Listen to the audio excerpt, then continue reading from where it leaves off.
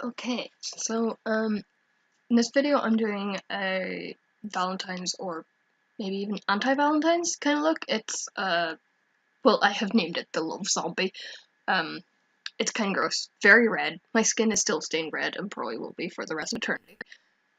Um so let's see, what am I doing? I didn't film the making of like this mask bit as such, but it's just cotton and latex made to make my skin look all bumpy, and yeah, it's kind of self-explanatory.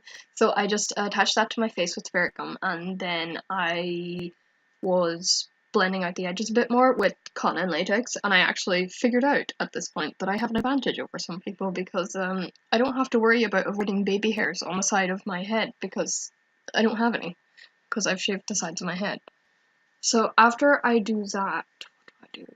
Oh, after I do that, I managed to forget to actually hit record on the first section of me applying the red gelatin in my little weird tendril things.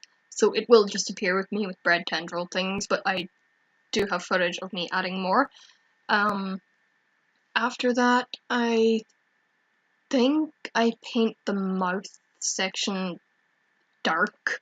Um, but I do eventually go over everything, like my whole face, neck, mouth with red, and then I just add in some shadows and backcomb my hair a lot. Yeah, I backcombed my hair with a hairbrush, not a comb because that would have been hard to brush out. And then blood. I added a lot of blood, and then I think that's it. So I'll add in some pictures at the end and show you the finished look.